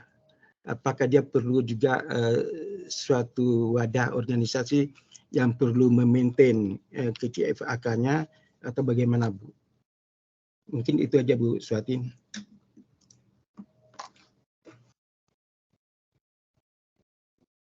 Ya, baik Pak. Jadi untuk skill ya Pak ya. Suara saya pada sudah terdengar ya. Jadi untuk skill, jadi mungkin izin ada bahan paparan juga yang bisa saya share mungkin untuk kita lihat bersama-sama ya.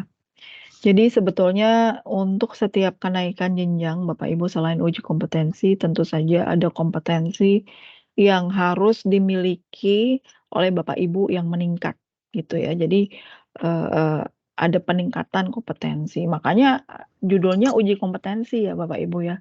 Karena diharapkan ada kompetensi baru nih yang bisa dibuktikan oleh Bapak Ibu. Gitu. Nah, kompetensi barunya ini setiap jenjang dengan peraturan yang ada ya nanti mungkin bisa jadi berubah ya Bapak Ibu ya. Untuk dari jenjang pertama ke ahli muda itu ada kompetensi penulisan karya tulis ilmiah. Nah, ini pelatihan ini opsional Bapak Ibu. Bapak Ibu miliki. Yang penting kompetensinya Bapak Ibu miliki gitu ya. Kalau Bapak Ibu belum bisa menunjukkan buktinya, maka Bapak Ibu harus bisa menunjukkan kompetensinya melalui uji kompetensi atau sertifikasi. Nah, saya belum pede nih untuk uji kompetensi karena saya sendiri belum tahu gitu ya, bagaimana sih cara membuat penulisan karya tulis ilmiah. Ada pelatihannya. Pelatihannya tidak hanya di Pusaka, tetapi juga ada di tempat lain ya, ada di UI, ada di di Semeru, ada juga di pembina lainnya misalnya di BRIN, ya itu monggo silahkan. Kami pun mengadakannya di Pusat Pengembangan Kompetensi Teknis Sosial Kultural, gitu ya Pak Zakiuddin. Kemudian dari ahli muda ke ahli madya itu juga ada skill yang diperlukan yaitu melakukan advokasi. Advokasi ini lebih kepada communication skill-nya, kemampuan bernegosiasi, kemampuan menangani konflik, kemampuan melakukan moderasi, ya, kemampuan untuk apalagi mempengaruhi pimpinan dan pengaruhi masyarakat. Nah, ini juga ada pelatihannya Bapak Ibu. Tetapi jangan takut ya kalau bilang, saya udah punya produknya, ya. Nah, tunjukkan itu. Ya, tunjukkannya di mana? Di tadi ya, di pekerjaan Bapak Ibu sehari-hari dari SKP Bapak Ibu, saya ada SKP-nya dan ada output-nya. Itu bisa ditunjukkan. Ya, tentu saja di dalam uji kompetensi Bapak Ibu juga harus menunjukkan ya di dalam, wawancara ya, mungkin ada praktek, Bapak Ibu bisa menunjukkan kepada tim penguji Bapak Ibu mampu. Nah, skill-skill ini boleh Bapak Ibu, Pak Zakyudin, Bu Gati gitu ya, mentransfer ilmunya kepada rekan-rekan di, Kementerian Perindustrian. Mas Winardi juga sudah sangat keren kemarin menunjukkan kapasitasnya ya, Pak Winardi ya. Pelatihan penulisan karya tulis ilmiah, mungkin Pak Winardi bisa coaching temannya, rekan-rekannya untuk pembuatan karya tulis ilmiah. Jadi ini bisa dibuktikan misalnya analis kebijakan alih pertamanya sudah bisa menunjukkan jurnal. Saya udah punya jurnal nih, terakreditasi gitu ya. Jadi saya sudah menunjukkan kompetensinya dong, oh iya betul. Nah, Pak Winardi bisa berkontribusi di sini, meng-coaching, mementoring, mendampingi, atau bersama-sama membuat, tulisan dengan juniornya. Begitu. Begitu juga advokasi kebijakan, mungkin saya yakin, ahli utama ini, Bapak Ibu ahli utama ini, sering gitu ya diminta oleh pimpinannya untuk langsung menghadiri apa begitu ya, untuk menyampaikan gagasan dan seterusnya. Ya, bahkan untuk memediasi konflik itu di pemerintah daerah juga menurunkan analis kebijakan ahli utama. Nah, itu adalah salah satu bentuk aktualisasi dari advokasi Bapak Ibu. Ajak yang junior untuk mendampingi misalnya. Ya, kemudian masukkan juga di dalam bukti kinerjanya di SKP-nya. Saya kira ini akan juga, membantu ya untuk, transfer skill, transfer knowledge yang diperlukan nanti oleh Bapak Ibu dalam rangka kenaikan jenjang. Dan mungkin bukan hanya kenaikan jenjang ya, memang kalau kita punya profesi, ini alangkah baiknya profesi ini kita maintain, kita punya personal branding gitu ya, sehingga ketika orang berpikir tentang perindustrian begitu, langsung ingat, "Oh iya ada Bugatti nih yang bisa saya tanya. Oh iya ada Pak Zakyudin," gitu ya.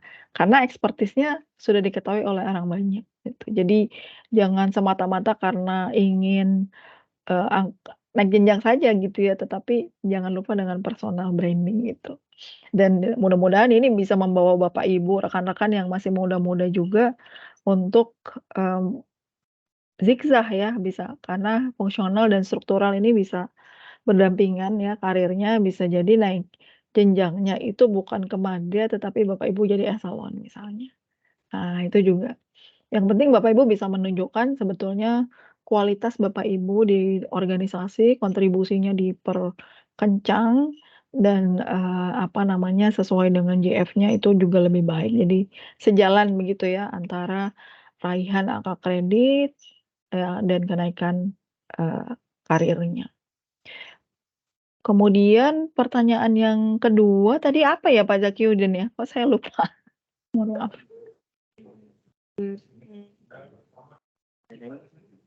Pejabat pembina kepegawaian ya yang menetapkan ya?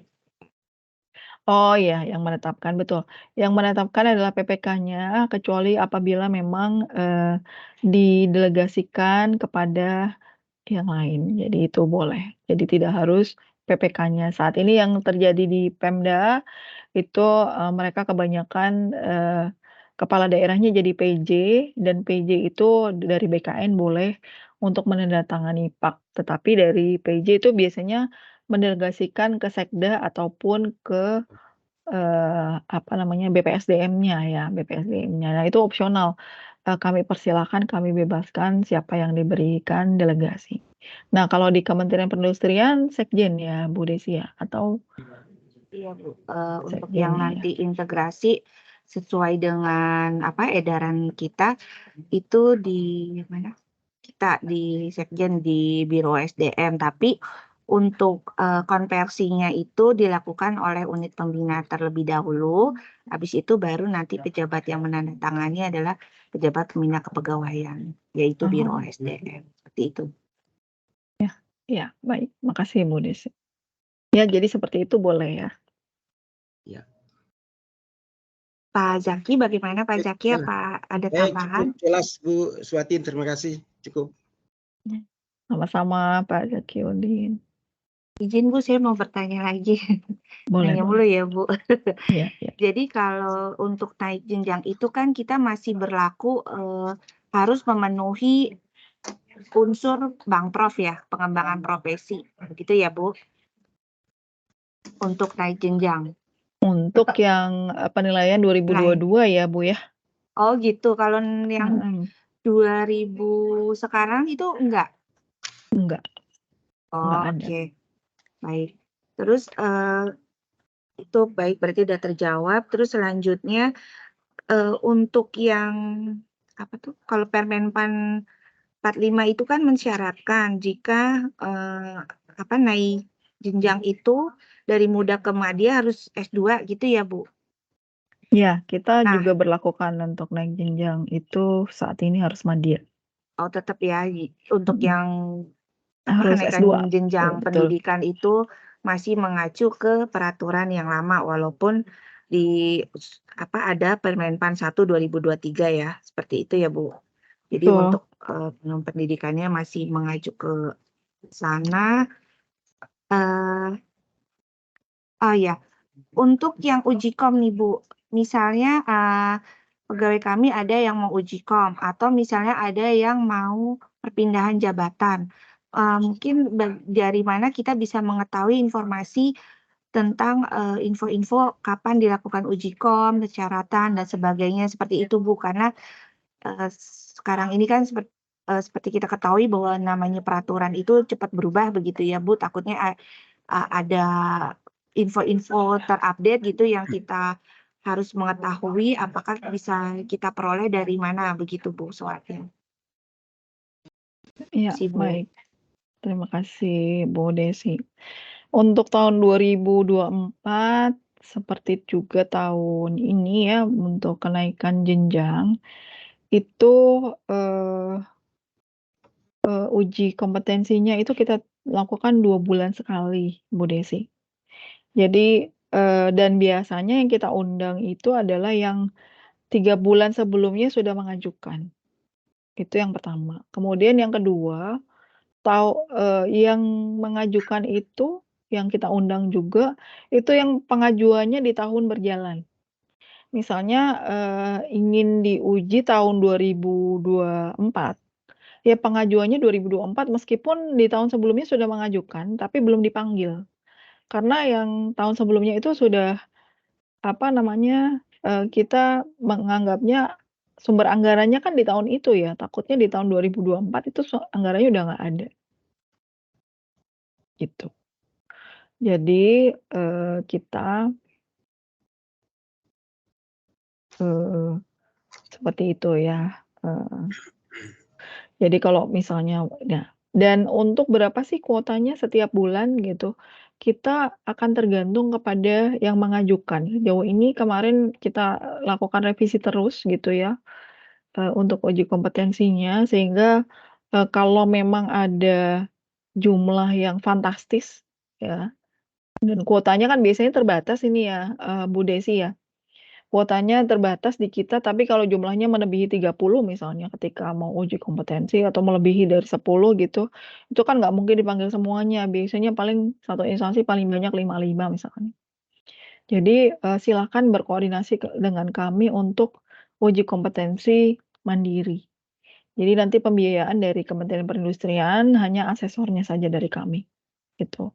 Nanti biasanya honorarium asesornya saja yang ke kami, tetapi untuk penyelenggaraan uji kompetensi secara keseluruhan itu dari Kementerian Perindustrian. Agar fleksibel ya Bu ya, karena kan uji kompetensi itu berkejaran dengan waktu gitu. Jadi kalau nunggu dari kita, biasanya kalau kuotanya habis itu masih nunggu 3 bulan Bu Desi. untuk kemudian dipanggil dan pemanggilannya itu tadi ya, belum tentu seluruhnya. Kalau misalnya diajukan 10, jangan-jangan yang dipanggil cuma 5 gitu, karena memang kita campur dengan instansi lain yang mengajukan. Untuk pengumuman kita masih sama Bu Desi, menggunakan kanal-kanal sosial media yang ada Instagram dan Facebook. Saya kira Bu Desi dan teman-teman sudah hafal banget ini, Pak Winardi juga ya. Jadi nanti bisa dibagi saja, apa namanya, Instagram dan, Facebook kita. Yang lebih aktif di Instagram ya, Twitter juga ada tapi tidak begitu aktif untuk Twitter. Jadi kalau Instagram itu kan kita bisa share-share, apa, flyer ya, flyer. Jadi sementara informasi yang bisa diperoleh dari situ. Kami jarang menggunakan surat langsung ke instansi masing-masing karena kita tidak bisa megang, ini jatuh ke siapa gitu ya. Jadi lebih cepat menggunakan, flyer, meskipun di dalam flyer itu kita sematkan nantinya. Jadi mungkin, Bapak Ibu saya berikan contoh mungkin ya, flyer yang sudah pernah kita buat gitu ya, dan biasanya ada suratnya itu kita kita inikan ya, kita sematkan di sini ya. Jadi, sebentar ini. Nah, sebagai contoh ini yang ketika Pak Winardi tampil nih kemarin sebagai selebriti kita.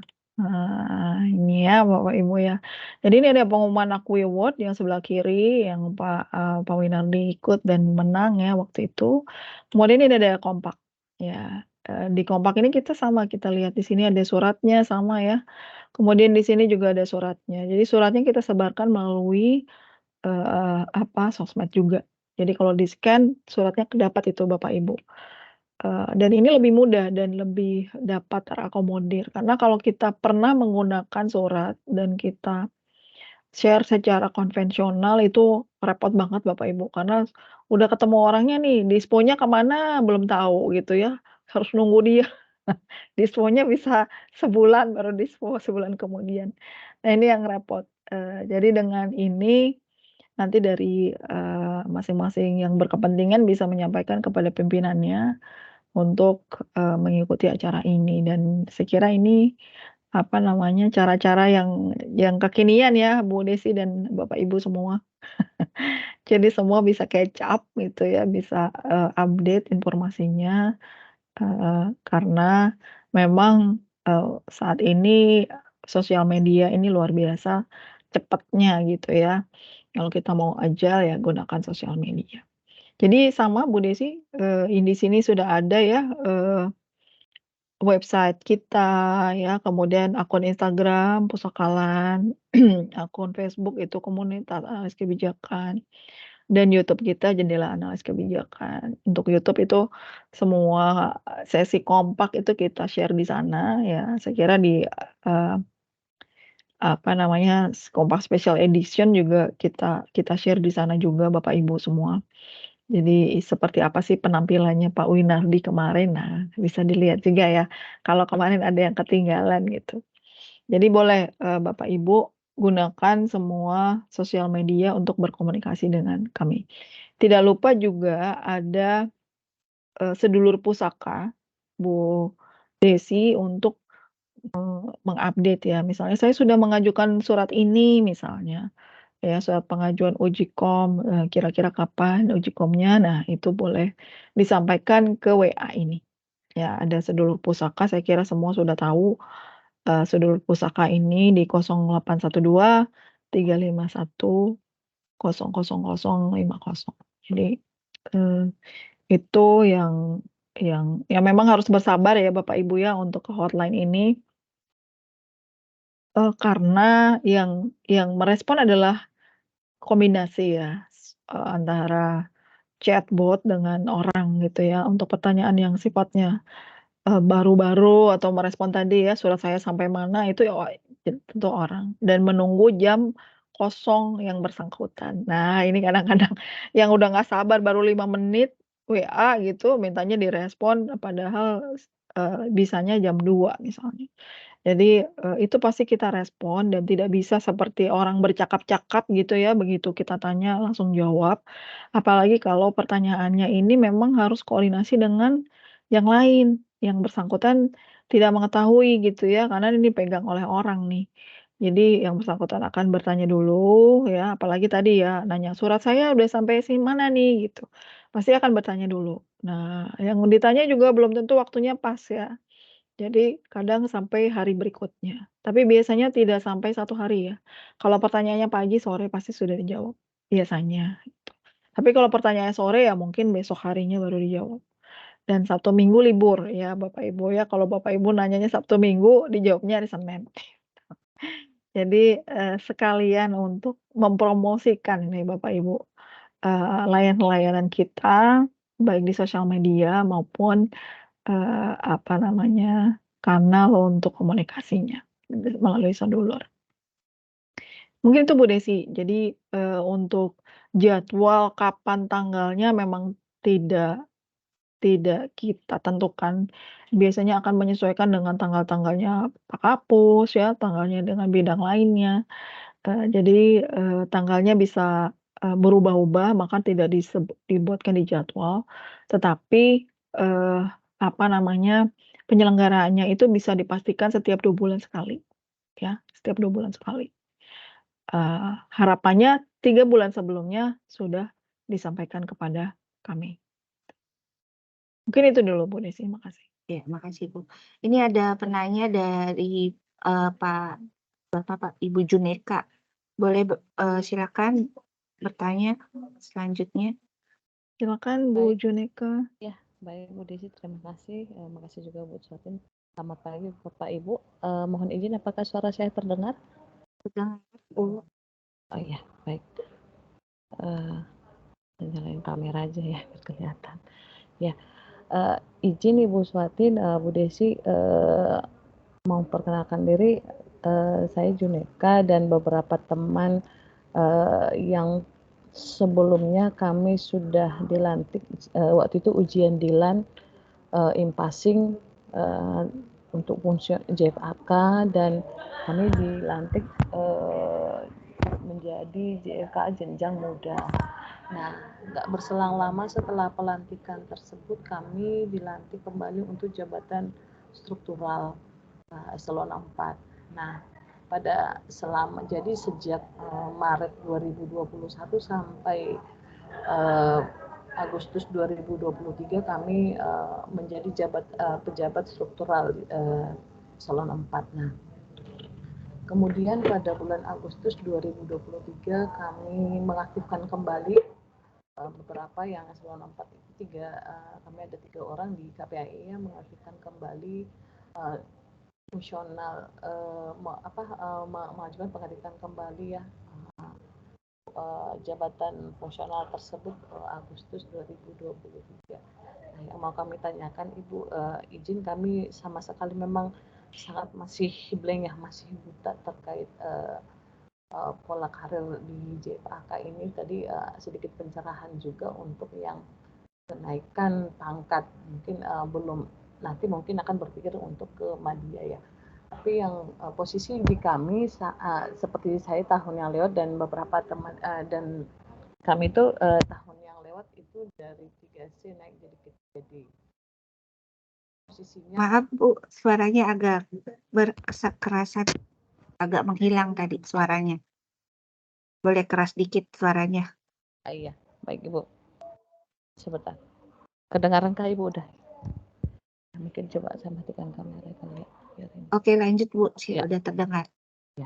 Baik Bu, nanti ini kami yang sudah aktif kembali dari JFAK, kami selama di struktural tidak pernah mengajukan angka kredit karena memang menjabat struktural, dan dari penetapan angka kredit dari LAN itu kami sudah dapat waktu itu misalnya seperti saya pas waktu penetapan di Muda itu 237 seperti itu Bu. Nah, kemudian yang mau kami tanyakan Ibu, kira-kira untuk kan kalau di pola normal struktural itu kan Bu 4 tahun ya SKP misalnya baik 4 tahun naik pangkat gitu. Nah, kami lihat tadi untuk kenaikan pangkat yang pangkat untuk dari misalnya 3D ke 4A ada apa kriteria selain apa ya di jabatan tersebut 2 tahun, SKP-nya 2 tahun baik, ada angka kredit. Nah, boleh tahu nggak Ibu? Jadi untuk penetap angka kredit ini nanti kami dapatnya apakah yang waktu pas selesai ujian itu karena kami memang tidak pernah mengajukan sebelumnya apa ya dupak ya gitu atau seperti apa? Kami dari tadi masih bingung ini bagaimana maksudnya dengan harapan kita juga bisa melalui setidaknya maksimum sejak kenaikan 3D 2022 begitu ya Bu ya.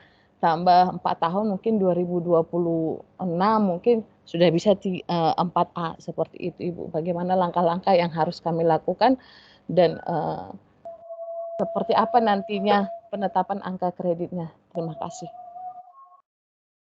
Baik, mungkin saya jelaskan sedikit ya Bu Suwatin bahwa Bu Juneka ini kami mengalami penyetaraan di Desember 2020.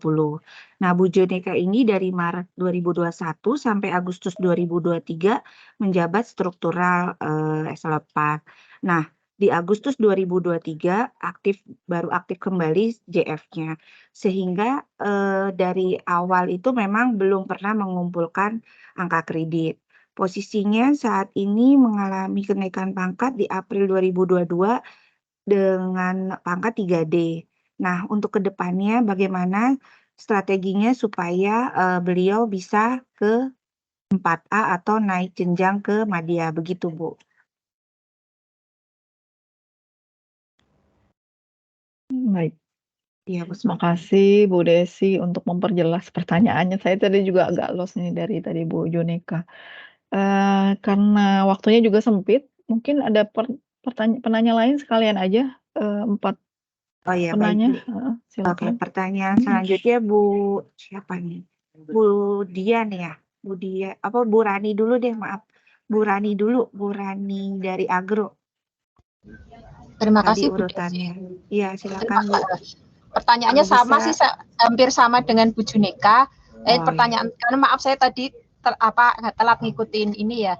Cuman mungkin ada teman yang masih bingung sih, apakah dari 3D ke 4A itu harus uji kompetensi untuk naik jenjang terlebih dahulu di Anjak ini gitu. Terima kasih. Karena setahu saya kan kalau dari 3D ke 4A supaya mau naik 4A kan harus jenjang uji kom dulu ya dari madya menjadi madya udah lulus baru nanti bisa diusulkan kenaikan pangkatnya dan kenaikan jenjangnya. Itu aja sih Bu. Terima kasih. Ya, makasih Bu Rani. Oke, selanjutnya ke Bu Risma dari IKMA. Silakan Bu, mau bertanya. Terima kasih Bu Desi, izin bertanya Bu. Suara saya masuk ya Bu? Iya, Masuk, Bu. masuk. Ya, punten mohon pencerahan Bu Suwatin. Nanti itu apakah dengan berlakunya Permenpan yang nomor 1 itu nanti perhitungan untuk ijazah S2 itu penyetaraan gelar itu bagaimana ya Bu perhitungannya? Jadi kan penyetaraan gelar saya kan baru keluar 2023 ini Bu. Padahal sudah lulusnya udah lama, tapi PG-nya baru keluar 2023. Jadi tidak bisa kita perhitungkan di AK 2002 maupun 2021, padahal lulus 2020. Nah, terus kemudian bagaimana cara memperhitungkan penyetaraan gelar atau ijazah S2 saya ini nanti dengan berlakunya yang konversi ini Bu, dan perhitungannya seperti apa? Kemudian Bu, kalau ada waktu sedikit aja Bu, bisa nggak Bu dikasih pencerahan tentang konversi ini seperti apa sih Bu cara perhitungannya gitu? Satu contoh aja Bu gitu. Yang ketiga, materi uji kom ini bisa belajar di mana ya Bu? Saya tadi coba daftar ke yang webnya Pusakalan yang baru, tapi sepertinya ada error ya Bu. Jadi email konfirmasi itu nggak bisa masuk ke email pendaftar seperti itu Bu. Jadi nggak bisa akses ke dalamnya. Terima kasih Bu. Ya, Oke, terima kasih baik. Bu Risma. Ya. Oh, ada 2 lagi nih Bu. Boleh Iya, silakan. dihabisin langsung atau Habisin langsung aja, jadi saya Oke. jawabannya bisa Baik, Karena lama selanjut saya jawabnya. ya, Sampai selanjutnya kalau Bu sudah ya. Bu Dian ya. Dian, Silakan silakan Bu Dian. pertanyaannya kalau bisa lebih singkat begitu. Terima Ya, kasih. baik, terima kasih. Apakah suara saya sudah terdengar? Sudah Ibu. Terdengar Bu. Oh ya, terima kasih. Baik, izin Ibu Gati, Pak Zaki, Pak Win, dan Bu Desi, juga Mbak Rani. Selamat siang Bu Suatin. Selamat siang. Ya, saya di sini ingin mengkonfirmasikan Ibu terkait terminologi kenaikan jenjang. Itu sama dengan promosi kenaikan jenjang kan ya? Artinya dasar bekerja terkait kenaikan jenjang ini adalah Permenpan 1 nomor Permenpan nomor 1 tahun 2023 dan Perka BKN nomor 3 tahun 2023. Terima kasih. Iya, betul. Ya, makasih Bu. Nah itu Bu, mungkin saya sambung, berarti kalau Perka nomor 3 tahun 2023 untuk promosi kenaikan jenjang atau kenaikan jenjang itu syarat-syaratnya adalah minimal predikat kinerja baik itu dalam 1 tahun terakhir Bu. Tapi di presentasi tadi kan 2 tahun terakhir ya. Nah itu yang saya konfirmasikan supaya tidak terjadi kesimpang siuran. Artinya memang kita yang kita pegang adalah Permenpan 1 tahun 2023 dan Perka BKN nomor 3 tahun 2023 ini. Terima kasih Bu. Ya, baik. Terima kasih Bu Dian. Selanjutnya siapa Bu Raisa ya? Ya, mohon maaf, izin suara saya apakah terdengar Ibu? Iya terdengar Bu. Terdengar. Ya, baik. Mohon maaf ini mungkin bertanya mengenai kondisi saya saat ini ya Ibu ya. Jadi memang saat ini saya masih pangkatnya itu 3B, padahal teman-teman seangkatan mungkin tahun ini sudah naik jadi 3C ya Bu ya. Jadi teman-teman seangkatan kami saat ini memang sudah muda, tapi kami sampai saat ini masih pertama Ibu. Nah, kemarin kami sempat mendaftarkan uji kom, tapi karena terhalang karena PAK untuk tahun 2022 November dan Desember belum keluar ya Ibu ya. Jadi karena PAK tidak ada, jadi kami belum bisa untuk mendaftarkan diri untuk uji kom. Nah, pertanyaan kami mungkin tadi pertama ini Bu, tadi kan Bu Suwatin sudah bilang bahwa kalau kenaikan pangkat itu menurut peraturan yang baru sekarang tidak lagi perlu kelan gitu ya Bu ya. Jadi tidak perlu uji kompetensi. Nah, kalau begitu apakah berarti nanti saya pada kasus saya berarti saya bisa menjadi 3C gitu ya Bu ya, walaupun pada kenaikan jenjangnya belum gitu Bu. Jadi belum menjadi analis kebijakan muda. Apakah saya sudah bisa naik pangkatnya menjadi 3C? Selanjutnya mungkin yang tadi Ibu terkait uji kompetensi mandiri Ibu ya. Kalau uji kompetensi mandiri yang tadi seperti Ibu Suwatin jelaskan, berarti kan akan dilaksanakan oleh Kemenperin itu ya. Lebih baik itu di pool atau digabungkan saja berarti dari Biro SDM seperti itu ya Bu ya. Mungkin itu pertanyaan dari saya Ibu. Terima kasih atas kesempatannya. Ya. Makasih Bu. Mbak Raisa. Langsung dijawab Bu. Ya. Baik. Ya, saya coba jawab satu-satu ya. Makasih pertanyaannya dan juga Bu Dian yang mungkin sudah menyimak lebih dalam nih peraturan BKN. Mungkin saya juga siwar gitu ya. Baik, dimulai dari pertanyaan Bu Yuneka dan Bu Rani terkait yang tadi ya. Jadi memang untuk mendapatkan angka kredit koordinator dan subkoordinator sebetulnya ada persyaratan harus 1 tahun ya Bu ya.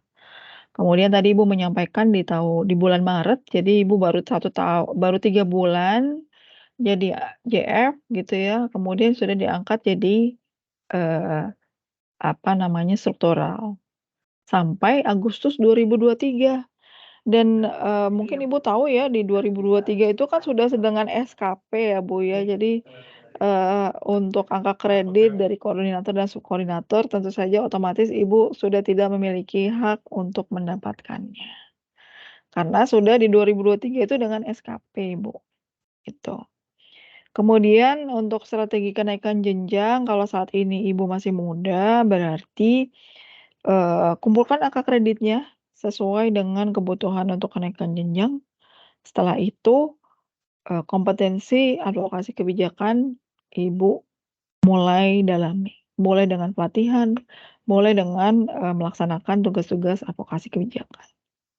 Ya kalau tidak ada tugasnya berarti Ibu ikut pelatihannya kan gitu ya Bu ya. Setiap tahun kami adakan, tapi nanti ada di pusat. Tahun ini memang tidak kami adakan karena harapannya sudah akan bentuk kurikulum, tapi kemudian ada peraturan baru Permenpan jadi kami terhenti ya Bu ya. Jadi tahun depan ini akan diadakan, nanti silakan buka website-nya untuk Pusat Pengembangan Pengembangan Kompetensi Teknis Sosial Kultural LAN. Kemudian untuk dari khusus dari Bu Rani menyampaikan boleh nggak dari 3D ke 4A itu naik pangkat dulu gitu ya Bu ya? Masih ahli muda. Ini sepertinya jawabannya sama juga dengan Bu Raisa ini nanti. Jadi di Permenpan 1 itu dibolehkan untuk naik pangkat dulu. Jenjangnya menyusul dengan persyaratan 1 ya, belum ada formasi. Kedua, jenjang pendidikannya memang memungkinkan untuk pangkat yang akan dituju.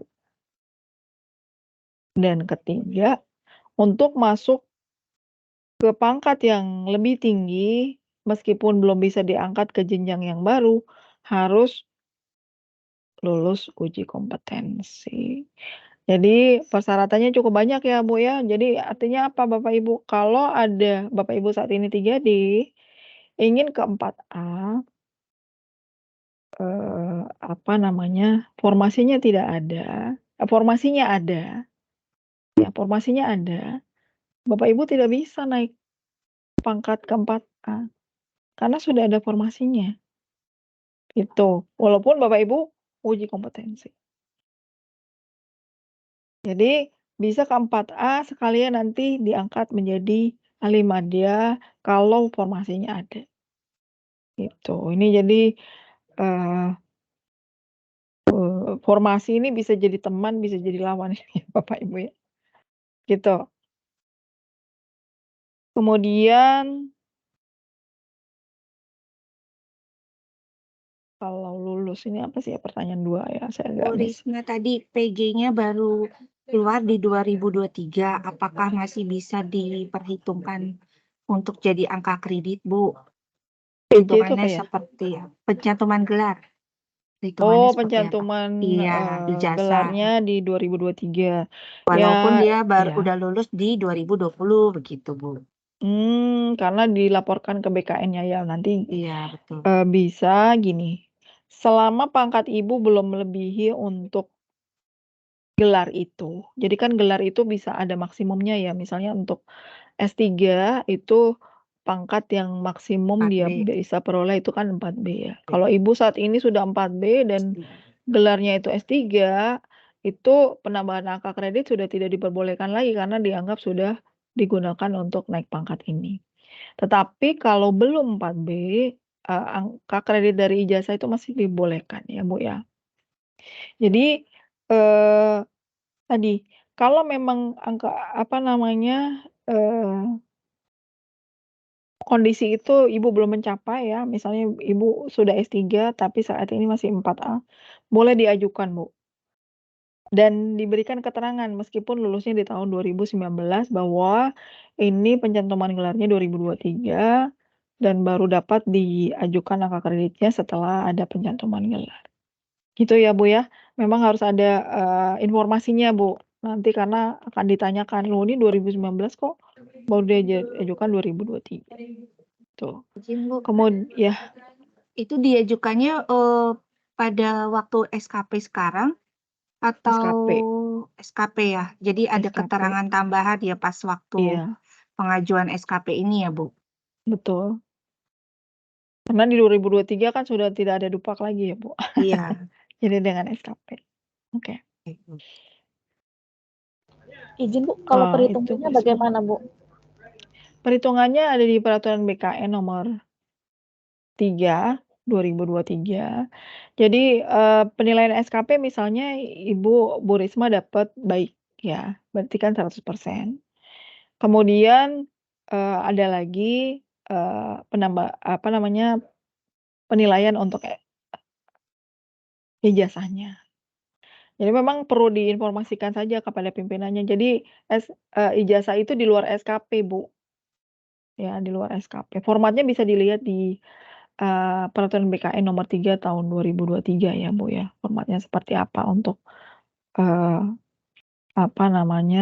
konversi dari SKP ke angka kredit. Demikian juga dari ijazah, tinggal ditambahkan aja di bawahnya. Kalau SKP itu kan SKP-nya nilainya berapa, kemudian angka kreditnya berapa. Oh, ini hasil penilaian angka kredit. Oh, bukan yang ini, Bu. Yang konversi. Itu di halaman berapa ya itu ya? Ada formulir untuk konversi, ada, Bu. Ini Mas Winardi ya yang share screen ya? Formulirnya formulir konversi, Pak Winardi. Itu lebih sederhana itu.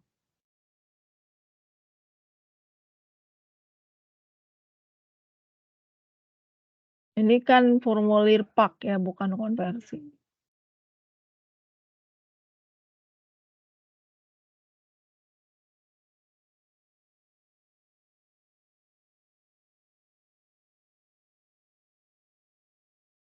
Oh, suaranya nggak kedengeran ya. Jadi itu ada di situ, tinggal ditambahkan saja angka kredit yang diperoleh dari ijazah. Ditambahkan baris baru saya kira. Ya.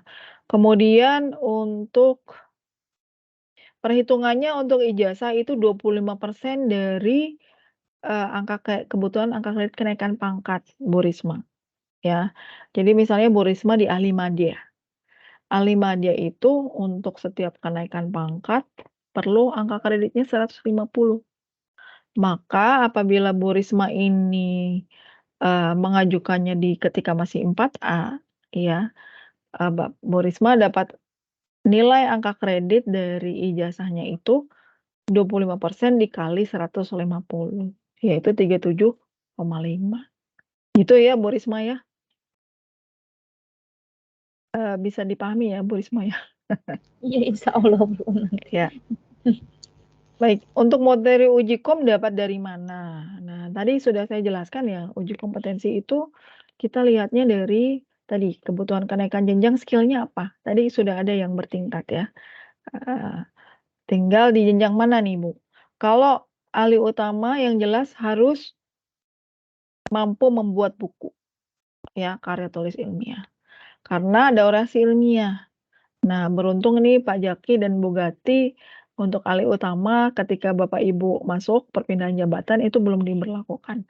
Ke depan meskipun perpindahan jabatan dari JPT itu akan perlu untuk orasi ilmiah disamakan dengan WDI suara ya, Bapak Ibu ya. Jadi kemampuan untuk menulis buku itu diperlukan untuk ahli utama selain juga harus dengan S3.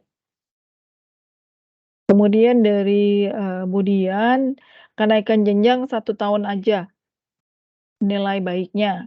Ya, jadi saya koreksi ya berarti ya Budian ya, kita sesuai dengan peraturan BKN nomor 3 2023, berarti 1 tahun untuk nilai SKP-nya yang bernilai baik minimal. Kemudian untuk Bu Raisa, pertanyaannya tadi ya sudah terjawab dengan pertanyaannya Bu Juneka dan Bu Rani di depan. Kemudian untuk uji kompetensi mandiri, nah betul Bu, uji kompetensi mandiri itu karena gini, ketika kita uji kompetensi itu ada sidang yang mau yang uji kompetensi itu 10 sampai 30 itu akan sama biayanya gitu ya di sidang itu. Jadi semakin banyak semakin baik sih Bu apa namanya, Bu Raisa ya. Semakin banyak semakin baik, memang maksimal 30. Kalau lebih dari 30 mungkin sidangnya kita bagi 2 gitu ya, sidangnya kita bagi 2 agar nggak kepenuhan, gitu. Mungkin itu, jawaban saya ya, jadi untuk mandiri itu yang mengajukan tentu saja dari instansi ya, tidak bisa individual, instansi yang mengajukan ke kami karena nanti juga ada biaya-biaya dan, penyelenggaraan ya, penyelenggaraannya juga akan dilakukan oleh instansi yang mengajukan dalam hal ini Kementerian Perindustrian. Mungkin itu jawaban saya Bu Desi, mudah-mudahan semua sudah terjawab ya. Baik, terima kasih Bu Suatin. Bagaimana Bapak Ibu, apakah masih ada yang mau bertanya? Pak Heru ada yang mau ditanyakan nggak Pak Heru? Kalau misalnya memang tidak ada, mungkin saya ada simpulan dulu ya Bu ya. Jadi terima kasih Bu Suatin udah memberikan pencerahan gitu atas pemaparannya tadi. Jadi memang kita masih ada PR nih Bu, penilaian yang Oktober sampai Desember 2022 begitu ya. Jadi kita mengenal angka kredit konvensional, integrasi, setelah itu baru SKP gitu ya. Jadi kita masih memakai atau menggunakan konvensional. Kalau tadi saya tangkap ya dari penjelasan Ibu, kita bisa menilai berdasarkan konvensional di mana kita cari poin-poin atau nilai-nilai yang menguntungkan dan juga tetap memperhatikan batas-batas penilaian. Misalnya batas penunjang itu hanya 20%, terus batas dalam 1 tahun itu misalnya kalau contoh muda 37,5 seperti itu ya Bu, tetap memperhatikan Betul betul. batasan-batasan seperti itu. Nah, untuk usulan yang ahli utama ataupun 4B ke atas itu kalau dupak yang lama itu konvensional tetap kelam. Akan tetapi nanti semua pak yang konvensional itu akan dikonversikan ke integrasi bisa melalui aplikasi disepakati, seperti itu ya Bu, karena Betul. kita sudah mengedarkan nota dinas ke unit-unit yaitu mengenai aplikasi disepakati. Jadi nanti unit pembina akan merekap gitu ya dari hasil pak yang sudah ada yang konvensional dimasukkan ke aplikasi nanti akan berubah menjadi integrasi. Nah, untuk 2023 Januari sampai Desember 2023 ini menggunakan penilaian berdasarkan SKP, di mana penilaian itu dilakukan di unit masing-masing. Seperti itu ya, Bu. Nah, Iya. untuk apabila ada yang mau melakukan menjadi JF ya, JF anjak perpindahan ataupun bagi yang mau uji kom dan sebagainya itu bisa lihat di pengumumannya ada di sosmed LAN, pusaka LAN seperti itu. Jadi setelah itu bentar.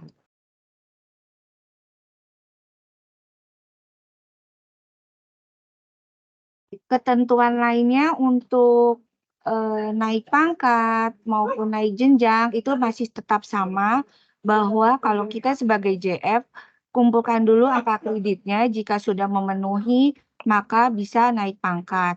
Ataupun misalnya untuk naik jenjang, maka setelah terpenuhi angka kredit dilakukan proses uji kom, baru setelah itu naik jenjang. Jadi ketentuan lainnya tetap sama. Mungkin kesimpulannya seperti itu ya Bu, dari pemaparan kita pada siang hari ini dari tadi jam 10 sampai jam 12. Mudah-mudahan para rekan-rekan Anjak di Kemenperin alhamdulillah mendapat pencerahan dan bermanfaat bagi kita ke depannya seperti itu. Baik, izin Bu Gati ataupun Pak Zaki, apakah ada tambahan lain yang mau disampaikan sebelum ditutup? Cukup Mbak Desi, dari saya sih cukup. Cukup Bu Desi. Ya, terima kasih Pak Zaki. Suati, terima kasih. Sama-sama Terima kasih, Ibu, Bu Suati, sama-sama. terima kasih. Baik, terima Bu kasih Bu Swati. Swati. Mohon maaf jika ada yang kurang berkenan dan juga bagi rekan-rekan Anjak lainnya. Wabillahi taufiq wal hidayah. Wassalamualaikum warahmatullahi wabarakatuh. Waalaikumsalam Waalaikumsalam warahmatullahi warahmatullahi wabarakatuh. wabarakatuh. Ya, Ya, nanti salam sehat untuk selalu Bu Ya. Yanti, Pak Ya Zakti, Bu. Bu Ya, izin Bu Bu nanti Swati. saya